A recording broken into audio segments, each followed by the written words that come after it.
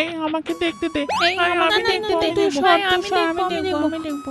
শুনলাম ছেলে নাকি ঢাকা শহরে ভালো চাকরি করে। হয় চাচি, আমিও তো তাই শুনলাম।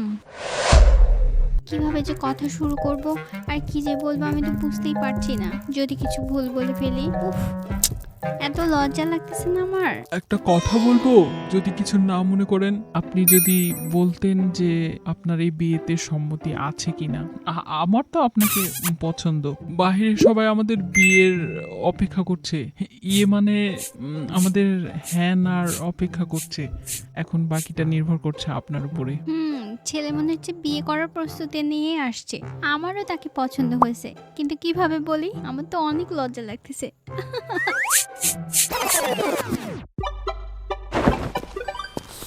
ভাবি, কি মনে হচ্ছে আপনার দেবর আর আমার ননদকে পছন্দ হবে? আমার ননদ কিন্তু অনেক মিষ্টি একটা মেয়ে। বাড়ির কাজে কামে যেমন ভালো, তেমন পড়াশোনাতেও অনেক ভালো। ওর ভাই তো ওকে অনেক কষ্ট করে শহরে রেখে পড়াশোনা করছে। আপনাদের কোনো কিছু বলতেই হবে না।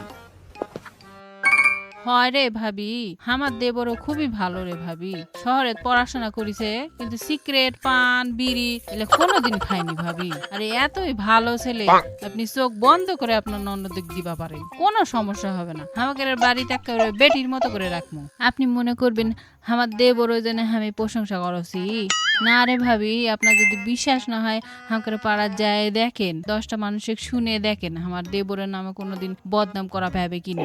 যেমন পড়াশোনাতে ভালো, তারপর তেমন ব্যবহারও ভালো। আবার তো সামনে তো সরকারি চাকরি হবে। এখন না হয় প্রাইভেটে না চাকরি করছে, দুদিন পরে তো সরকারি চাকরি হবেই। খালি একটাই অসুবিধা ভাবি, কোবা শরম লাগছে, তাও কষি আপনার কিছু মনে করেন না। 5 লাখ টাকা যদি দিতে পারেন, বেশি না 5 লাখ দিতে পারেন যদি, তাহলে 3 মাসের মধ্যেই কোসে সরকারি চাকরি হবে। আপনার ননদ দুধে ভাতে খাবে, দুধে ভাতে, কোনো টেনশনই করা লাগবে না। সবই ঠিক আছে, কিন্তু টাকার অ্যামাউন্টটা মনে হয় একটু বেশি হয়ে গেল। একটু কমানো যায় না? আর মোহরানার ব্যাপারটা আলোচনা করে নিলে মনে হয় ভালো হতো। কি বলেন? ওগুলা নিয়ে ভাবার দরকার নাই, আমরা আগে ঠিক করে রাখছি।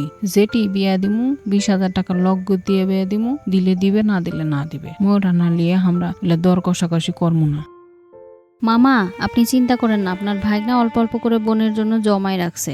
আশা করছি খুব একটা কম হবে না, আর অল্প স্বল্প কম হলে ব্যাংক থেকে একটু লোন তুললেই হবে। এখন পাত্রপাত্রী যদি দুজন দুজনকে পছন্দ করে, তাহলে আশা করছি বিয়ের কথা আগানো যাইতে পারে। কি বলেন আপনারা?